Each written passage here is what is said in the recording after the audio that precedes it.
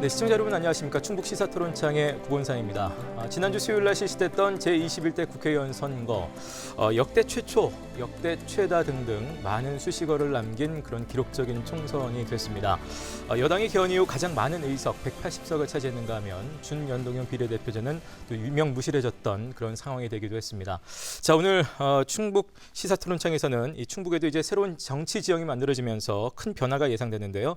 다시 한번 총선을 좀 분석해보고 향후 전국을 전망해 보도록 하겠습니다. 오늘 토론 함께해 주실 네 분을 소개해드리죠. 먼저 서원대학교 행정학과 엄태석 교수 나오셨습니다. 네, 안녕하십니까. 반갑습니다. 그 옆으로 충북 참여자치시민연대 이선영 사무처장 나오셨습니다. 네, 안녕하십니까. 반갑습니다. 제 왼쪽으로 배재대학교 한국시베리아센터 라미경 연구교수 나오셨습니다. 반갑습니다. 네, 안녕하세요. 자, 마지막으로 소셜미디어 태희 안태희 국장 나오셨습니다. 네, 안녕하세요. 네. 자, 네 분과 함께 본격적인 토론 시작하기에 앞서서 총선 결과를 정리해봤습니다. 화면 먼저 만나보시죠.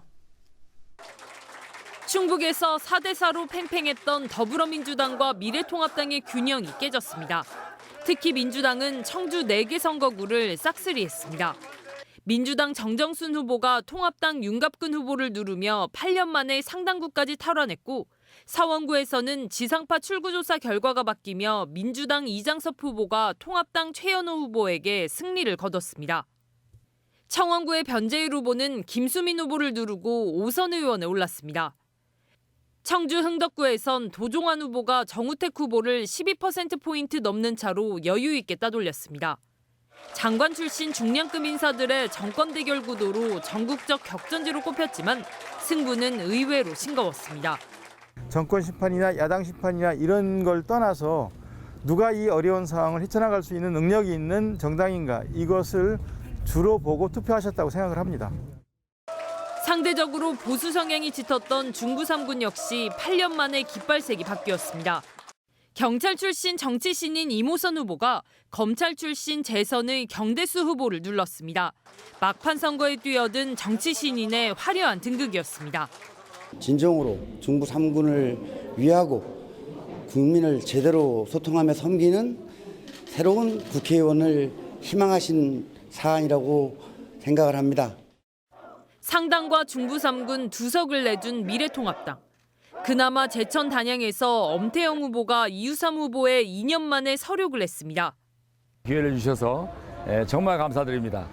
제천 단양 시군민들의 열정을 받들어서 혼신의 힘을 다해서 지역 발전을 위해서 또 국가 발전을 위해서 최선을 다하겠습니다. 충주에선 이종배 후보가 김경욱 후보를 따돌렸고, 동남 4군에서도 박덕흠 후보가 노무현 전 대통령 사위로 전국적 관심을 끌었던 곽상원 후보를 눌러 이른바 보수 텃밭을 지켰습니다. 두 후보 모두 삼선고지에 올라 어려워진 당에서 역할이 커지게 됐습니다.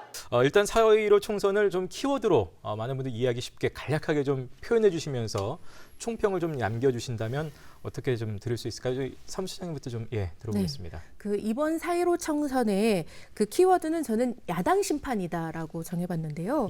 이번 총선은 코로나 확산 우려와 또 블랙홀이라는 깜깜이 선거였습니다. 그리고 코로나 팬데믹 속에서 전 세계가 과연 잘 선거를 치를 수 있을까, 이런 전 세계적 이목이 집중되었던 선거였던 것 같은데요. 다른 선거에 비해서 비교적 조용한 선거였다라고 평가할 수 있지만 그 결과는 조용하지 않았던 것 같습니다. 정권 심판보다는 야당 심판을 택하면서 안정을 선택한 것이 아닌가 생각됩니다. 네, 엄 교수님 어떻게 보시나요? 예, 저는 이번 4.15 총선의 키워드를 인지상정이라고 한번 정해봤습니다. 네. 일반 국민의 정서상 지금 빨리 이 위기를 극복을 해야 되는데 야당에게 힘을 실어주기에는 구조적으로 어려운 부분이 있었다.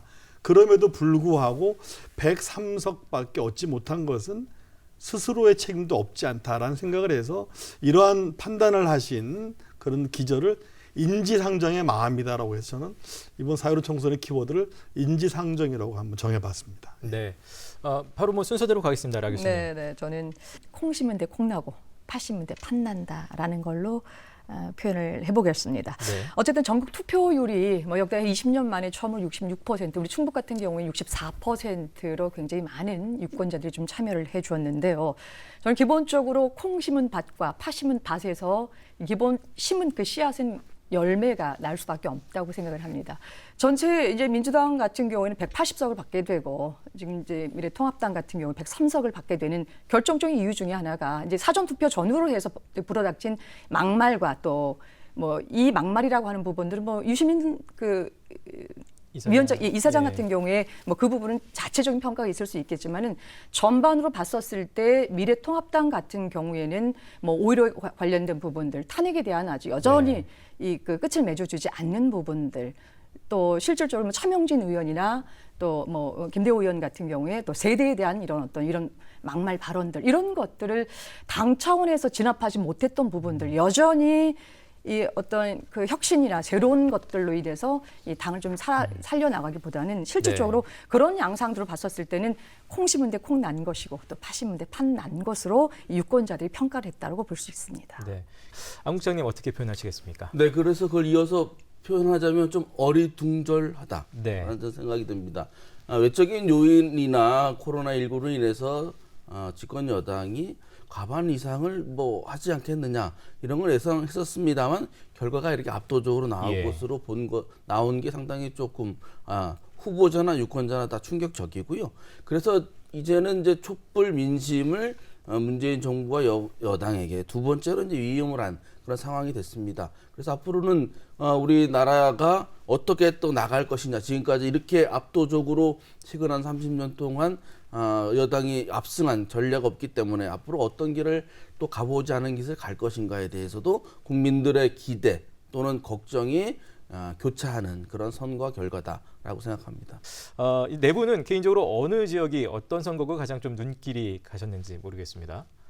네, 저 같은 경우에는 그 충북의 그 유권자 바로미터는 중부 상권입니다. 거기가 지역적으로 경기도랑 가깝고 왼쪽으로는 그러니까 서쪽으로는 청주, 저 동쪽으로는 충주와 인접돼 있지 않습니까? 그래서 증평, 진천, 음성 여기가 중부 상권인데 여기에서 그 재선에 통합당 경대수 후보를 그렇게 첫 도전한 경찰 출신의 이모선 후보가 누르고 당선했다는 게 상당히 좀 새로운 그런 결과다라고 보여지고 여기에선 특히 그런 이제 어떤 코로나19 전국의 바람, 문재인 정부에 대한 지지 그리고 이제 혁신 도시라고 하는 새로운 동네의 유권자 표심이 버무러져 가지고 새로운 도전자가 검경대전에서 승리하는 그런 결과가 나온 그런 지역으로 봅니다. 이모선 당선인 같은 경우는 뭐 이렇게 실질적으로 그 선거 쪽으로 들어온 것 자체도 이렇게 아주 이르게 들어오지는 않았잖아요. 좀 재밌게 그렇죠. 지난해 말에 경찰청 차장을 명예퇴직하고 그 선거에 나오지 않겠다는 식으로 페이스북에 올렸다가 다시 이제 도전해서 전략 공천으로 돼서 그런 공천 의혹증도 엄청 컸었습니다. 그걸 다 무찌르고 헤쳐나가고 당선증을 받은 그런 분이 됐죠. 네, 어쨌든 현역 의원은 누르고 당선됐기 때문에 그 충북 지역에서는 이제 마지막까지 손에 긴장을 놓을 수 없었던 지역구가 서원구와 상당구였는데요. 간발의 차이로 계속해서 초박빈 접전이 이어졌고 사실상 차이가 3,000표 정도밖에는 벌어지지 않으면서 결과도 그렇게 초박빙으로 나타났는데요. 특히 서원구 같은 경우는 출구조사에서 최원호 후보가 앞서는 것으로 조사가 되면서 결과도 그렇게 될 거라는 예측이 있었습니다. 근데 계속해서 이제 그 개표 방송을 보면서 엎치락 뒤치락하면서 그 우위가 바뀌는 이런 상황들이 있었는데요. 그 도농 복합 지역이다 보니까 동네마다 표 차이가 좀 있었고 또 사전 투표 이런 것들이 변수가 되었던 것 같습니다. 그래서 끝까지 그 긴장을 놓칠 수 없는 지역은 저는 서원구였던 것 같습니다. 이번 그 선거 결과를 예측을 할 때 제가 그 사전에 출구 조사가 상당히 맞기 좀 어려울 것이다라고 얘기를 했던 게 사전 투표율이 워낙 높아서 사전 투표율은 이제 출구 조사에서 빠지거든요. 빠지니까 그것도 무려 26.7%나 사전 투표를 했기 때문에 사실은 4분의 1 정도가 크게 말하면 3분의 1까지도 빠지는 상황 아니겠습니까? 그런 부분에서 좀 맞추기 어렵겠다라고 얘기를 했는데 사실 서원구 같은 경우가 결과적으로는 못 맞춘 셈이 돼버렸죠. 유일하게 출구조사가 다르게 나왔던 결과 지역이 서원구 되겠죠. 근데 그게 4년 전에도 출구조사에서는 최현우 후보가 이겼었습니다. 그랬는데 두 번씩이나 이렇게 이제 뒤집어졌는데 이 과정을 보면서 그 사전 투표는 진보 성향, 즉 민주당 성향의 투표가 많다는 게 이번에 또 드러났습니다. 그래서 마지막에 사전투표함을 이제 맨 마지막에 열게 돼 있거든요. 그러니까 예. 그전에는 출구조사와 거의 유사하게 가다가 마지막에 20.7%의 사전투표함을 뒤에 이제 개봉을 하니까 이제 뒤집어지는 경우가 됐는데 최현우 후보가 2번씩이나 이렇게 사전투표에서 밀려서 또 낙선을 했는데 결과적으로는 그게 민주당 표가 많이 들어있다라는 얘기를 안 할 수 없다. 한 가지 말씀을 드리고 또 하나는 그 전반적으로 이제 이런 얘기를 많이 합니다. 투표율이 높아지면 뭐 진보가 유리하다. 이제 그랬는데 최근에 그 이번 사전 투표를 보니까요. 20, 30대의 투표율보다 50대 이상의 투표율이 높습니다. 사전 투표에서. 사전 투표율. 왜냐 그러면 본 투표율은 그 선거관리위원회에서 조사를 해서 그 표본을 뽑아서 이제 그 세대별 투표율을 뽑기 때문에 상당한 시간이 걸리는데 사전 투표율은 그냥 나옵니다. 나오는데 이번에 보면 20대, 30대, 40대나 17% 내지 9%대의 투표율을 보이는데 50대 투표율은 20%가 넘습니다. 예. 그래서 결과적으로 그러니까 젊으면 진보고 나이가 들면 보수다라는 또 그런 일률적인 평가도 맞지 않다. 네. 즉 20대도 보수일 수 있고 40, 50대, 특히 60대도 진보일 수 있다라는 이제 그런 얘기를 하나 드릴 수 있겠고요. 그러나 한 가지는 또 맞췄다. 사전 투표는 민주당이 유리하다라는 그거는 또 이번에도 증명이 되었습니다. 예. 뭐 가장 눈길 끌었던 부분은 결국은 어떻게 보면 서원과 사전 투표 얘기가 되겠습니다. 나 교수님. 예. 저는 이제 그게 이제 세 지역을 이제 이번에 아주 그 눈여겨봤는데요. 상당구, 서원구, 중부 3구. 물론 이제 앞서서 이제 그 공통되는 부분들 좀 빼버리더라도요.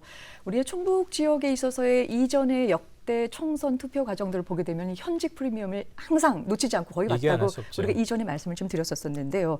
여기 세 지역 모두 다 그 부분들이 다 깨졌습니다. 이번에 전체 8개 선거구 지역에서 이 상당구는 물론 이제 김종대 의원이 비대로서 특별한 이런 부분을 갖고 있지만 그래도 좀 깨졌다라고 하는 그 부분을 볼 수 있고요.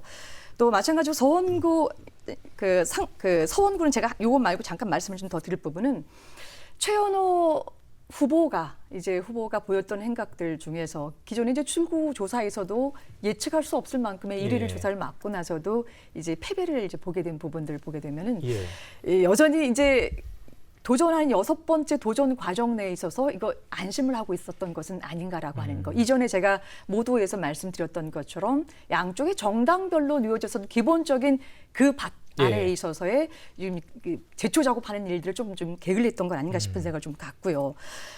그다음에 굉장히 싱겁게는 끝났습니다만은 지금 이 정우택 그 후보와 또 도종환 의원의 그 부분에 있어서는 우리 이전에 굉장히 많이 주목을 해서 집중을 해서 보게 되고 선거구도 옮기게 되는 과정적인 부분들 실질적으로 이 김양희 도의원 전 도의원 같은 경우에 또 나중에 무소속으로 나왔다가 이제 빠져나가게 되면서 뭐 되게 기대를 많이 했었었는데 거기에서도 새로운 정치 1번지다라고까지 했었는데요. 그런 부분에서도 좀 이제 한번 보게 되고요. 저는 중부 3군에 있어서의 그 경대수 이제 후보 이제 지금은 이제 그 패배를 했습니다만 이 과정을 이제 보게 되면은 실질적으로 여기 선거구 획정 문제에 있어서의 근본적인 문제를 한번 좀 제기를 좀 해두자라고 하는 거죠. 괴산 소속인데도 불구하고 이 경대수 후보가 실질적으로 이모선 이 당선자에 비해서는 여러 가지가 지역을 빠진 상태에서 이게 돼 있긴 했지만 음성, 진천, 증평을 좀 분석을 해보게 되면은 제일 많은 유권자를 갖고 있는 음성에서는 큰 표차로 지지를 받고 있었습니다. 그러나 이제 이모선 당선자 같은 경우에는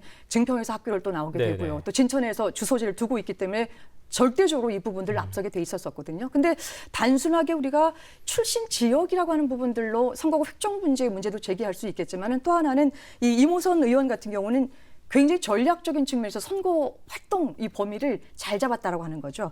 이 그 진천하고 이 증평 충북 혁신 도시 내부에 있어서요. 선거 기간 내내 가서 거기 선거 활동 매번 인사하는 과정들 집중적으로 공략했던 부분들 이 부분들을 보게 되면은 충북 전체적으로 뒤에 가서 더 말씀드리겠습니다만은 선거구에서 5대 3으로 나뉘기는 했었어도 실질적으로 유권자들의 표가 그만큼 5대 3의 그 분리만큼 민주당 쪽으로 유권자들이 많이 갔느냐? 그렇지 않아요. 전체적인 것은. 그렇지 않은 곳 중에 하나가 이제 바로 이 진천 지역이 그렇게 이제 나왔기 때문에 진천 지역에서 이 그 정당 투표 이제 인물 투표 말고 정당 투표로 들어갔었을 때 양상들을 보게 되면은 유권자 전역에 있어서의 어떤 표심이라고 하는 부분들이 네. 전략적으로 5대 3의 양상은 보였지만은 내부적인 측면들은 좀 재분석을 좀 해야 되지 않겠느냐라는 생각을 갖습니다. 예. 어쨌든 뭐 전체적인 표심을 전국적인 표심 봤을 때도 아마 그런 부분에 해석은 좀 필요할 것 같은데요. 어쨌든 충북의 결과는 뭐 말씀하신 대로 5대 3으로 나타났습니다. 이 충북의 민심에 가장 큰 영향을 미친 것은 뭐라고 생각하시나요? 뭐 아주 뭐 극단적으로 전국의 표차만큼 5대 3이라는 것이 그렇게 극단적으로 나뉘진 않은 정도긴 합니다만 이 충북의 표심, 민심에 큰 영향을 끼친 것 어떤 거라고 보시는지요? 예, 안 국장님. 제가 볼 때는 일단 5대 3으로 민주당이 이기긴 했습니다만 전국의 그 민주당 압승과는 좀 차이가 있지 않습니까? 그런 원인을 저는 여러 가지 요인이 있겠습니다만은요. 그 이해찬, 유시민 발언이 막판에 좀 불었다. 그건 어디서 볼 수 있냐면 충주와 제천 단양은 예상외로 큰 표차가 나서 통합당 후보가 이겼거든요. 예. 그리고 다른 선거 좀 전에 말씀을 나눴던 청주, 상당, 서원, 음성, 진천, 괴산 이 지역도 본투표가 사전투표와 달리 본투표에서 통합당 후보들이 다 이겼습니다. 이런 것으로 볼 때는 그 이해찬 그 대표의 방상 가속기를 전놔준다는 발언. 그다음에 유시민 이사장이 4월 10일에 180석 가능 발언이 본투표에 좀 더 영향을 미쳤는데 그게 뒷심을 발휘하지 못한 면이 있지 않느냐. 이것도 하나 요인으로 좀 봅니다. 뭐 다른 분들이 특별히 생각하신 요인이 엄 교수님. 제가 그 2년 전 지방선거 때 이런 표현을 썼었는데 대통령의 선거였다. 대통령이 거의 결정했다라는 말씀을 드린 것 같은데 이번에도 대통령 영향이 굉장히 큰 것 같다. 왜냐하면 그 정치 신인이 지금 당선된 3분 있는데 이 3분의 한 분은 정말 뭐 출마를 할까 말까 고민하다가 선거 운동에 뛰어든 지 겨우 2달이었고요. 또 한 분은 중부상군의 이모선 그리고 또 한 분은 딴 지역에 출마를 할까 말까 하다가 지역구로 옮겼죠. 그죠? 이장섭 후보 같은 경우도 흥덕에 계속 관심을 가지고 있다가 일로 옮기면서 그때 이광희 후보라든지 다른 후보들이 뭐 비난했던 기억 나시죠, 그죠? 그러니까 옮겼습니다. 그리고 뭐 정정순 후보 같은 경우도 뭐 2년 전에 청주시장 그 경선에 나가서 2등을 했고 그래서 출발은 좀 빨랐습니다. 거기에는 이제 현역 의원인 김종대 후보가 있어서 진보표가 좀 나뉠 수 있는 그런 상황입니다. 사실 어려운 선거를 3명이 치러서 3% 차이로 이겼습니다. 그것도 어떤 경우는 3선을 바라보는 현역 의원하고 붙어서 그리고 한쪽은 뭐 6전 7기를 바라보는 거의 거기서는 40% 이상을 항상 득표를 하는 4년 전 선거도 뭐 1200표로 떨어지는 그런 사람들하고 붙었는데 3% 차이로 이겼단 말입니다. 이거는요. 코로나 위기가 농촌 지역보다는 도시 지역에서 굉장히 강하게 느끼는 위기고요. 결과적으로는 이것에 대한 해결을 여당에 바라고 그런 부분에서 대통령에 대한 믿음이 깔려 있기 때문에 이길 수 있었다. 저는 그렇게 봅니다. 그런데 그러면 왜 농촌 지역은 여전히 보수 쪽에 많은 표를 던지고 또 보수 쪽에 당선됐습니다. 그 차이가 뭐냐 그러면요. 도시 지역이 코로나 위기에 더 예민하게 반응할 수밖에 없습니다.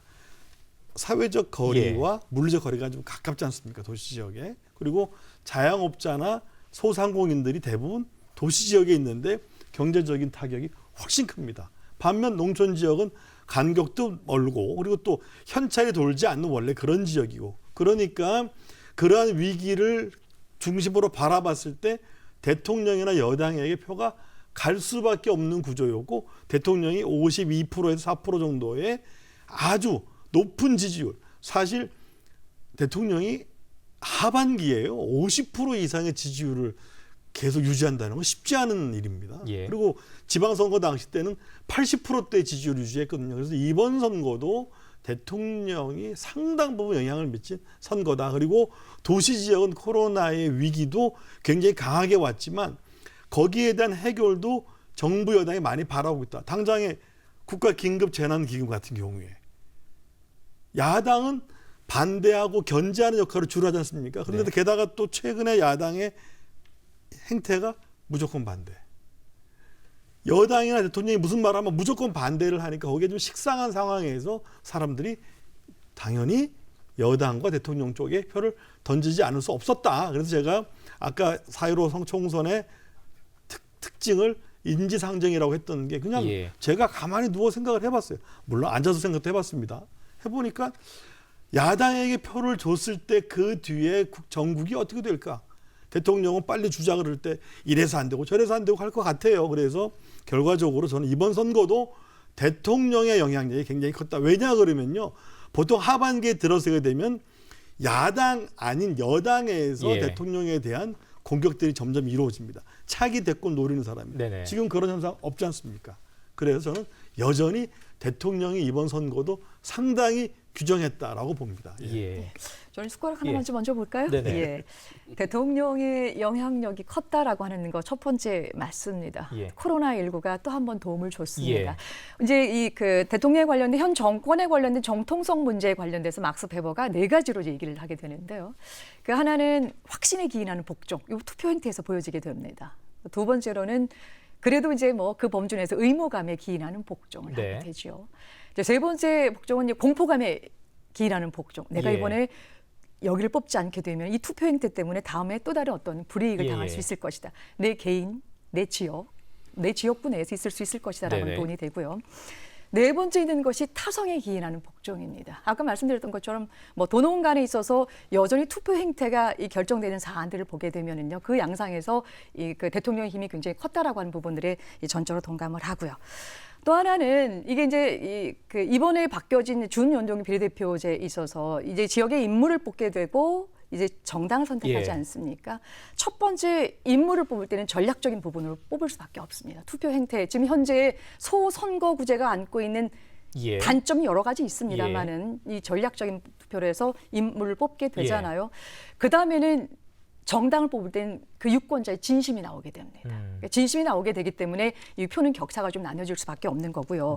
여하튼 그 나눠지는 부분들에 있어서 실질적인 표차는 이 정당을 지지하는 표로 전체의 총합을 내게 되면은 그 결과는 볼 수 있는 사안이 되고요. 여하튼 이번에 충북 미시에 가장 영향을 끼치게 된 것은 대통령 힘과 또 코로나19가 줬었던 위기 상황에 관련된 부분들. 아까 이제 엄 교수님께서는 뭐 긴급재난기금에 관련된 부분 얘기했습니다만은 이건 뭐 시점적으로 봤었을 때는 정부가 즉각적으로 나가야 되는 사안이긴 하지만 실질적으로 그 전에 잘 안 이루어졌잖아요. 그냥 투표 바로 직전 날만 대전하고 몇 군데 지역만 이게 이제 나오게 되고 결국은 지금 총선 이후로 미뤄지게 됐지요.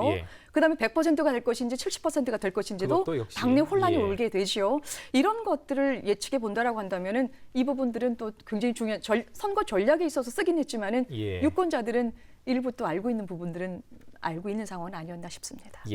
지금 이제 계속해서 코로나19 얘기가 나옵니다. 이번 선거 근데 특징 중에 이제 코로나19 그래서 결국 대통령의 선거가 됐다는 말씀하셨습니다만 사실은 18세 이상 유권자들의 참여 또 좀 전에 얘기하신 준연동형 비례대표제 이 부분도 사실 이번 총선이 굉장히 특징이었잖아요. 이분들 이런 것들 관련해서 좀 말씀을 나눠주신다면 어떨까요? 이번 선거의 특징. 지금 그 부분들 얘기가 안 나와서요. 만 18세 선거 연령이 인하된 첫 선거였는데요. 그 OECD 국가 중에서 제일 막차를 탄 형국이었습니다. 전국으로 치면은 54만 8천 명 정도의 유권자가 있었고요. 이 중에 재학생은 14만 정도였습니다. 이제 이것을 지역구로 따지면 뭐 그렇게 많은 영향을 미치는 수치는 아니지만 박빙 상황에서는 결코 무시할 수 없는 수치였다라는 생각이 듭니다. 그래서 젊어지는 표심에 대해서 정치권이 더욱 신경 쓰고 대응 방안을 마련해야 할 이유가 있는 대목이기도 한데요. 이번 선거에서는 대다수의 정당이 그 청소년 공약이 상당히 부족했습니다. 그래서 선택의 폭이 적을 수밖에 없는 그런 안타까운 현실도 있었고요. 그리고 18세 유권자들을 투표장으로 견인하기 위한 많은 제도적인 부분들도 좀 부족했던 게 사실입니다. 특히 재학생 같은 경우는 이제 코로나 때문에 개학이 지속적으로 연기되면서 제대로 된 교육이나 이런 것들을 받을 수 있는 그런 계기조차 없는 상황에서 이제 투표 현장으로 이제 내몰릴 수밖에 없는 이런 상황이 돼서 상당히 좀 안타까운 부분들이 있었고요. 그리고 그 이번 선거는 그 대면적 접촉이 없는 선거였습니다. 그래서 정책이 실종되는 최악의 선거였다 이런 평가들도 있지만 그러면서 바뀌는 선거에 영향을 주는 바뀌는 변화들도 있었던 것 같습니다. 직접적으로 투표자를 만날 수 없기 때문에 이제 SNS나 이제 유튜브 동영상 이런 것들을 활용한 선거운동의 변화 이런 것들도 일정하게는 있었고요. 대면 활동이 줄다 보니까 선거법 위반이나 고소 고발 이런 것들도 상당히 좀 줄었다. 예, 이런 평가들도 있는 것 같습니다. 예. 다른 분들 이번 선거 특징 관련해서 윤 교수님. 이번 선거가 여러 가지 기록을 이제 세우고 있는데요. 그러니까 최근에 50%대의 투표율을 보여주다가 무려 지금 66%가 되는 투표율을 보여준. 그것도 사회적 거리를 유지하면서 뭐 마스크 쓰고 장갑 끼고 그러네요. 목숨 걸고 하는 거죠. 잘못해 걸리면 죽을 수도 있으니까. 그 굉장히 높은데 그 투표율 맞고 또 높아진 게 있는데 또 기록을 세우는 게 사표율입니다. 그러니까 제 투표가 전혀 의석으로 가지 못한 게 무려 28.9%나 됩니다. 준연동형 비례대표제 말씀하시는 뿐만이 아니라 소선거구제를 하게 되면 예를 들면 두 사람이 출마를 했는데 여기 51% 제가 49% 하면 49% 제 표는 사표가 되는 거 아닙니까? 요거 좀 줄여보고자 이제 정당 투표를 하는데 정당 투표에서 그 여야를 합치면 정당 투표에서 70%가 안 됩니다. 맥시멈 다 해도 70%가 안 되는데 무려 94%의 의석을 가져가 버렸습니다. 정의당이 어떤 때는 정말 이 1+4 연합체로 연동형 비례대표제 통과시킬 때, 패스트트랙 통과시킬 때 사실 정의당 지지하는 사람들한테 이게 정의당이냐, 정의롭지 못하다라는 말을 들음에도 불구하고 정당의 좀 의석을 좀 더 늘리고 의회 내에서 영향력을 넓혀보자라는 이유로 협조를 했죠. 정의당 똑같습니다. 지역구 1표에 비례 5표. 근데 무려 정당 투표는 10%가 넘습니다. 제대로 되면 300석 의석의 10%면 30석을 가져가야 되는데 5석입니다.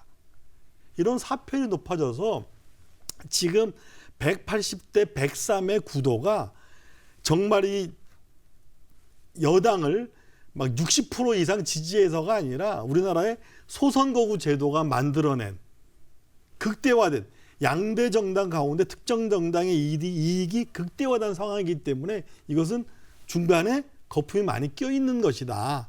그래서 다시 한번 소선거구 제도가 갖는 그러니까 국민의 표심이 정확히 반영되지 않는 소선거구 제도의 문제가 또 부각이 되고요. 더불어서 준연동형 비례대표제 제3의 정당, 소수정당, 다양한 이념을 가진 정당이 국회에 들어가서 자기들의 의사를 좀 표현해보라 그랬는데 그 의석도 다 가져가 버렸습니다. 사실 안타까운, 제가 볼 때 이번 총선이요, 가장 정상적이지 않은 부분이 많은 그런 결과였다. 그렇기 때문에 여와 야가 빨리 이 현실을 빨리 깨닫고 거기에 맞게 협조하지 않으면 국민들의 표심이 왜곡될 수 있다. 이런 말씀을 안 드릴 수가 없습니다. 이 부분 관련해서 뭐 지금 사실 이번에 30석 캡이 씌워졌으면 다음 총선 때 뭐 40곳이 다 돼 있는 상황이라서 그래서 우리가 표의 등가성이 보장되지 않아서 뭐 연동형 비례제로 가다가 다시 결과적으로는 준연동형 그것 30석만 씌우는 그런 기형적인 구조가 됐는데요. 그것도 결국은 통합당의 그 어떤 전략 실패 중에 하나입니다. 꼼수를 부리다가 이번 결과적으로 민주당에게 그 준연동형 그거를 안 함으로 해서 12석이 더 갔다는 거 아닙니까? 더불어시민당 쪽으로 자기들은 4석 더 가져가고 정의당은 7석을 덜 가져가는 경우. 그래서 결국은 민주당이 과반을 넘은 180석까지 갈 수 있도록 만든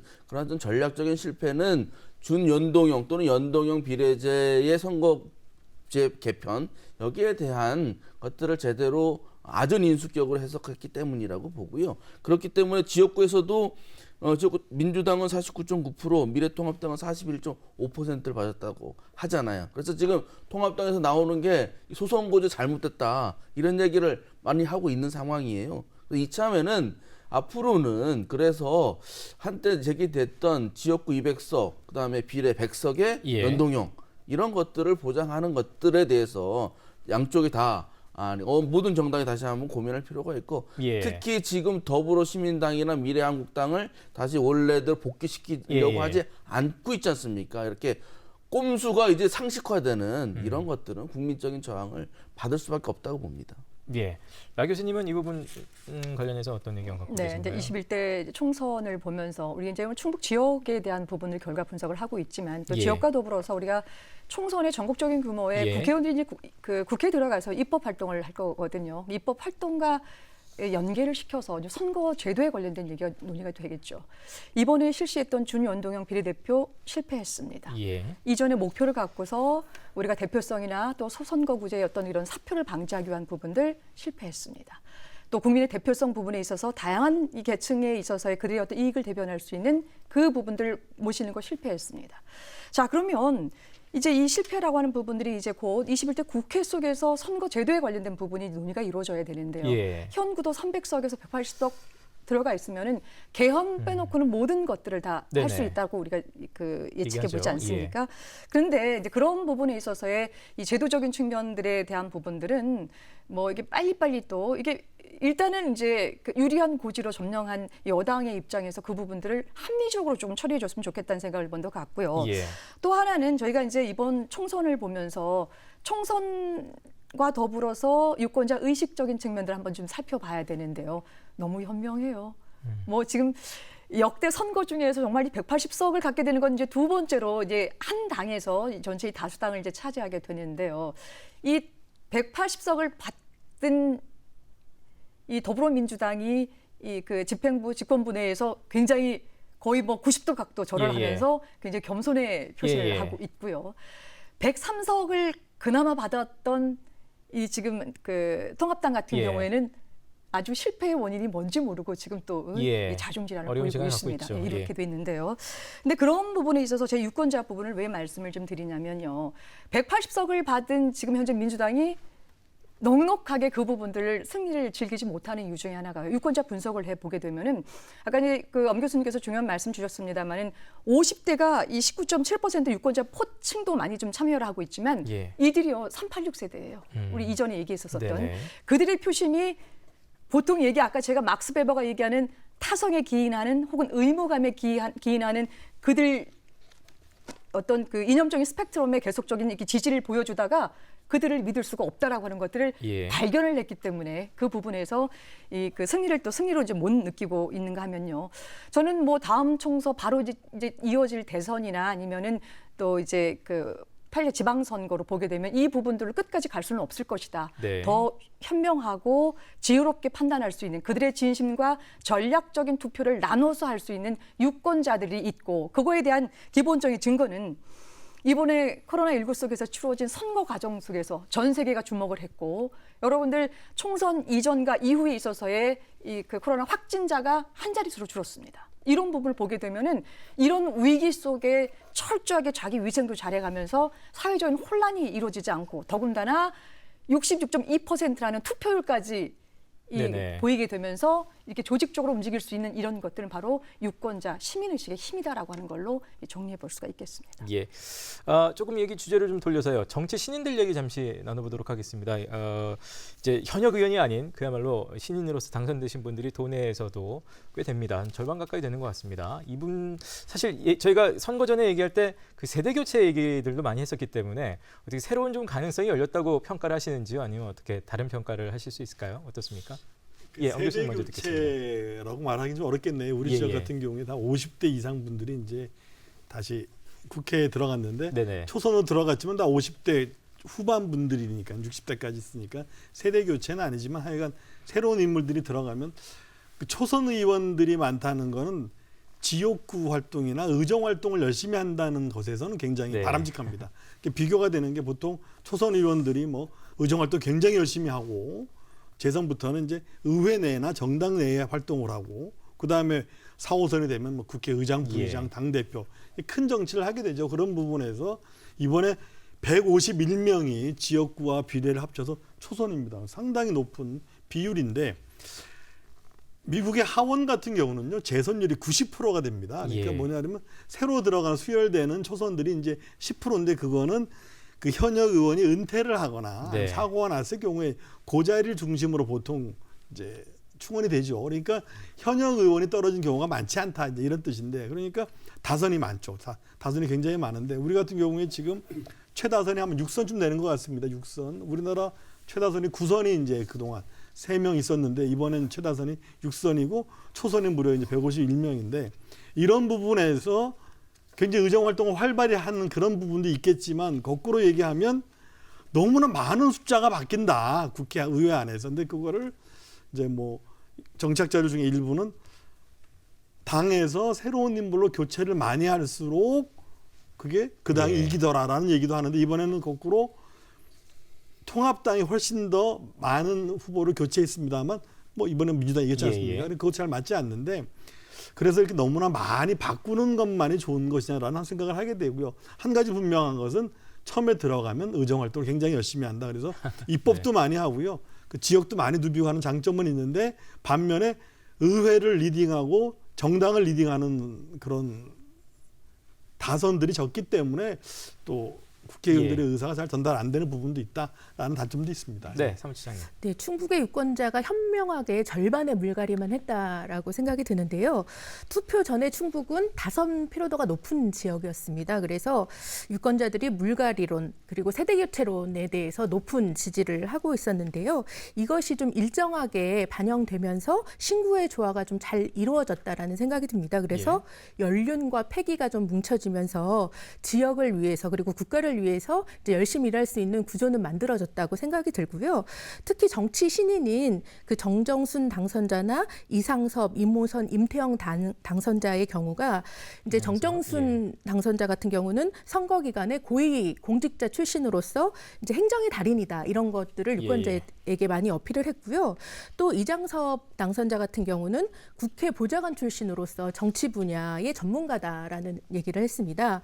그리고 임모선 당선자 같은 경우는 검경 대결이었는데요. 경찰 출신으로서 아직 검경 수사권이 마무리되지 않은 이런 상황에서 사법 개혁의 적임자다 또 이런 이제 플레임을 갖게 되는 것 같고요. 또 엄태영 당선자 같은 경우는 지방의원과 또 시장을 지낸 인물입니다. 그래서 지방자치와 균형 발전과 관련해서는 어쨌든 적임자고 지방분권 개혁에 또 기대감을 할 수 있는 그런 이제 사람이기도 합니다. 그래서 이 분야가 사실은 국회에 입성하면 지지부진한 부분 중에 한 분야였는데 지역의 유권자로서 일정하게 좀 기대감을 가질 수 있는 부분이 아닌가 생각도 됩니다. 어쨌든 초선은 더불어민주당이 3분, 미래통합당이 1분이 됐습니다. 그 교수님 말씀하신 것처럼 나이는 당선자 나이가 4년 전 60.5세였는데 이번엔 62.3세가 됐습니다. 더 왜 그러냐면 평균을 올린 분이 있어가지고 현재 의원님 같은 경우에 5선이 됐죠. 5선이 되셨죠. 그래서 이제 4선에서 5선으로 도전하는 후보자 3명 중에 1명만 당선이 됐는데 이제는 뭐 6선, 5선에서 국회 부의장이 물망이 오르고 있고요. 6선을 하면 국회의장 물망이 오르기 때문에 그러한 길을 열어놨다고 보고요. 특히 이제 3선 의원이 3명이 탄생했지 않았습니까? 도종환, 박덕흠, 이종배 의원. 이 세 당선자가 모두 또 압도적으로 이겼습니다. 그렇기 때문에 별다른 상황이 없는 한 4선의 중진 의원이 될 가능성이 높고 아까 이제 말씀하신 초선 의원 4명 그 같은 경우도 각각의 이제 특징점들이 있는데 한 가지 조금 더 판단해야 될 부분은 제천 단양의 그 이우삼 의원이 낙선한 문제. 아주 큰 뼈차로 낙선을 했거든요. 그렇기 때문에 초선이 어떻게 지역구 활동과 국회 활동을 제대로 하느냐가 이제 4년 후에 재평가 받을 텐데 결국은 이제 세대 교체도 중요하고 시대에 맞는 시대 교체에 맞는 인물이 돼야 되는 것도 매우 중요하다는 걸 보여준 결과가 아닌가 생각합니다. 알겠습니다. 한 가지만 덧붙이면요. 지금 이제 신인들에 대한 또 재선, 3선 뭐 최고의 이제 그 부분까지 설명을 좀 주셨는데요. 이렇게 그 종적인 측면으로 분석하는 것도 굉장히 중요하지만 우리 8명의 초선 의원들 또 8명의 정당 개파를 달리하는 의원들 이 부분들이 따로 또 같이 충북 지역을 위해서는 8명의 공동의 목소리를 좀 내주셔야 될 것 같습니다. 왜냐하면 초선 의원들 가서 얘기하기 되게 어려울 거예요. 지금 더군다나 이 구조가 180대 103석으로 나뉘어졌기 때문에 민주당으로 들어간 초선들은 당권의 당의 기본적인 정책적 전략적인 부분들 따라가기 바쁠 거고요. 이건 뭐 개인적인 의견을 갖고 뭐 지금 아까 우리 그 처장님 말씀하셨습니다만 뭐 검경 조정권에 특별한 영향을 끼칠 수는 없을 겁니다. 그렇기 때문에 다시 주물하다 보면은 8명 여야를 막론하고 초부터 시작해서 재선, 3선, 4선까지 막론하고 전부 다 하나의 충북 지역을 위한 목소리를 낼 수 있는 그런 장치를 좀 하나 좀 만들면 어떨까 싶습니다. 예. 자, 이제 충북 지역이 사실 이제 전국적으로 표심을 얘기할 때 뭐 바로미터 지역이라는 얘기를 예전부터 많이 했습니다. 이 충북 내에서는 또 아까 중부 3군을 또 콕 집어서 말씀들도 해주셨는데요. 이번 선거 역시 어떻게 바로미터 역할을 했다고 보십니까? 우 교수님부터. 예. 거의 근접은 한 것 같습니다. 예. 우리가 이제 바로미터라고 얘기하는 게 투표율이 어떠냐, 의석 분배가 어떠냐, 뭐 이런 것들을 보는 건데요. 투표율을 먼저 보면 사전 투표율은 똑같습니다. 26.7%를 똑같습니다. 그러니까 뭐 확실하게 맞춘 건데 예. 본 투표율이 66.2%가 전국 평균인데 이제 우리 저기 64%가 나왔습니다. 예. 그런데 우리가 총선에서 약간 낮게 나오는 경향성은 있습니다. 그리고 의석 분포는 전국이 180대 103인데 우리가 5대 3이니까 뭐 큰 차이는 없는데 제가 2년 전부터 계속 드리는 말씀이 우리가 이제 고령화되고 농촌 지역이 있다 보니까 보수성이 조금 더 두드러지게 나타나는 부분들은 있다. 네. 그리고 이번 선거에서 좀 볼 수 있는 현상은 뭐냐면 도시 지역에서 민주당 지지가 우리 지역뿐만 아니라 전국적으로 굉장히 강합니다. 그 투표율이 서울 같은 경우도 도시 지역이 원래 전국 평균보다 그렇게 높게 나오지 않는데 서울이 무려 2%가 높게 나왔습니다. 그 얘기는 진보가 유리하다는 게 또 맞아떨어지는 건데 아시다시피 지금 서울 지역의 의석 거의 다 민주당이 차지했지 않습니까? 그런 식으로 그런 걸 볼 때 청주 지역이 4석을 다 석권한 걸 보면 뭐 전국적인 표심과 거의 유사하다. 그러나 농촌 지역에서의 보수적인 투표 성향이 좀 있다라는 측면이 있습니다. 그러나 뭐 바로미터라고 봐도 크게 뭐 틀리지 않는다라고 말씀드리겠습니다. 뭐 다른 의견 있으신가요? 뭐 예, 저도 예. 뭐 비슷한 의견인데 도시형 선거구 중부 3구 같은 경우엔 혁신도시의 표심이 당선자를 갈랐기 때문에 도시형 선거구와 조금 이제 농촌형 선거구가 나눠진 것 같고요. 그래서 이렇게 지도를 보시면 파란색 쪽이 반이고 분홍색 쪽이 반이지 않습니까? 그러니까 그런 것으로부터 어떤 경계선에 있는 양측 민심의 경계선에 충분히 있어서 그런 바로미터 역할을 하지 않았나 보입니다. 예. 이제 총선 결과는 다 나왔습니다. 향후 이제 전국에 또 어떤 변화가 있을지요. 특히 충북에는 어떤 영향이 있을지. 아울러 또 이제 21대 국회의원으로서 이제 시작하게 되신 분들께 바라는 점들, 특히 이제 지역 현안 중에서 이런 것들은 꼭 좀 염두를 해주십사라는 기대들도 있을 것 같은데요. 뭐 함께 좀 아울러서 듣도록 하겠습니다. 예, 이선영 사무처장님부터 뭐 편하게 지금 지역 현안 중에서 가장 뜨거운 현안은 그 방사관 가속기 유치라는 생각이 드는데요. 다음 달에 이제 결과가 나오죠. 그래서 이제 치열한 경쟁을 좀 벌이게 되는데 뭐 정가에서는 호남권 의원들은 초선이 많기 때문에 상대적으로 불리하고 이제 우리 지역 같은 경우는 변재일 의원이 5선이면서 이제 지역의 중진 역할 의원들이 일정한 역할을 하면서 좀 유리할 수도 있다라고 하는데 그 결과는 어떻게 될지 모르겠습니다. 좀 지켜봐야 되는데 첫 번째 실험대가 되지 않을까라는 생각이 들고요. 아무래도 이제 그 지역 주민 입장에서는 코로나 종식이나 민생 경제를 빨리 회복하는 문제가 제일 우선일 수도 있겠는데요. 그 부분 외에도 저희 단체에서는 이제 여러 가지 후보자들에게 제안했던 내용 중에 대다수의 당선자들도 공약으로 채택한 내용이 그 국회의원 특권 축소와 국회 개혁과 관련된 내용이었거든요. 그래서 저희가 이제 국회의원의 세비 동결과 또 의원 정수의 확대 부분 이런 부분들도 이제 제안을 했었고요. 또 그 세비를 깨끗하게 감시할 수 있는 안전하게 감시할 수 있는 그 독립기구를 설치해야 된다. 뭐 이런 내용과 국회의원실이 그 회계로부터 사실은 제일 이제 그 감시가 이제 덜한 지역인데요. 회계 감사를 뭐 강화하는 내용 그리고 국회의원 의장 산하에 국민 소환제를 도입하는 뭐 이제 국회의원을 견제할 수 있는 실질적인 장치를 만들자 이런 논의를 좀 해볼 수 있게 이제 저희가 여지를 마련했는데요. 이런 부분들이 이번 국회에서 좀 진행됐으면 하는 바람들이 있습니다.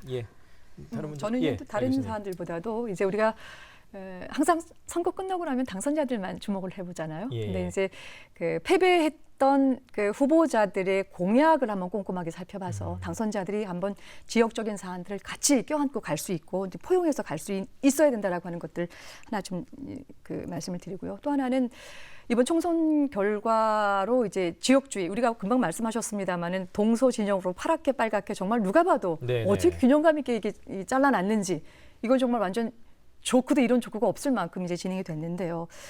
공간적인 규모만 이렇게 좀 나뉘어졌지 실질적인 내용적인 측면에 있어서는 완전히 시소처럼 기울어졌습니다. 예. 그래서 매번 어느 정당이 또 유권자들의 표심을 받아서 뭐 승리하는 것은 너무 당연합니다. 그러나 균형감을 추구하고 지금 현재 이 걱정하고 있는 지역주의에 관련된 부분들 좀 정리를 해나가는 과정이 있었으면 좋겠고요. 그런 것들이 21대 국회에 들어가서 좀 이제 품격 있고 일하는 국회로 이제 성장하는 모습을 이번에 코로나 전국 속에 투표 전반의 국민의 어떤 그 수준을 한 단계 업그레이드 시킨 것처럼 국회도 그렇게 조금 한 단계 성장할 수 있는 모습을 기대해 봅니다. 뭐 공간하고 이제 양적인 거 말씀하셨는데 사실 충북도 5대3이긴 합니다만 청주 내석을 다 이제 더불어민주당이 가져갔기 때문에 그런 면에서 분명히 좀 변화는 있지 않을까라는 생각이 좀 듭니다. 그래서 이제 민주당 입장에서 보면 청주랑 중부 3구는 국회의원과 지방자치단체장과 지방의회가 다 민주당입니다. 그렇군요. 그러니까 지금부터 따지면 상당히 상한가죠. 근데 이게 앞으로 계속 상한가를 경신할지 하락세로 바뀔지는 이제 하는 거에 따른 건데요. 지금 이제 방상한 가속기는 충북이 사실 제일 유리해요. 입지 조건이 100점 만점에 50점이거든요. 근데 이해찬 대표가 광주 가가지고 전남을 주겠다고 얘기했으니까 여기 이제 무조건 가져와야 될 텐데 가져와도 이제 본점밖에 안 되죠. 그리고 이제 코로나19 상황에서 청주권 같은 경우에는 그 뭐 긴급 생활 재난비도 준다고 했다가 충북도 자체 안 준다고 하고 그리고 우진교통 노조가 충북도랑 충북 도지사를 규탄하는 집회를 월요일 날 개최를 하고 그래서 지금 코로나19로 앞으로 국민들이 생존권 위기에 닥친 상황에서 새로운 당선자들이 어떠한 역할을 할 것이냐, 정부와 지방자치단체랑 어떤 역할을 해 나갈 것이냐가 이제 성적표가 매겨질 것 같습니다. 엄 교수님, 말씀 듣겠습니다. 뭐 청와대, 국회, 지방자치단체장, 지방의회, 영남 지역을 제외하고는 이걸 다 가졌습니다. 여당이 다 가졌는데 무소불위의 권력이라고 말을 해도 크게 뭐 틀리지 않은 것 같습니다. 이럴 때 하고 싶은 일을 하기보다는 해야만 될 일을 해야 됩니다.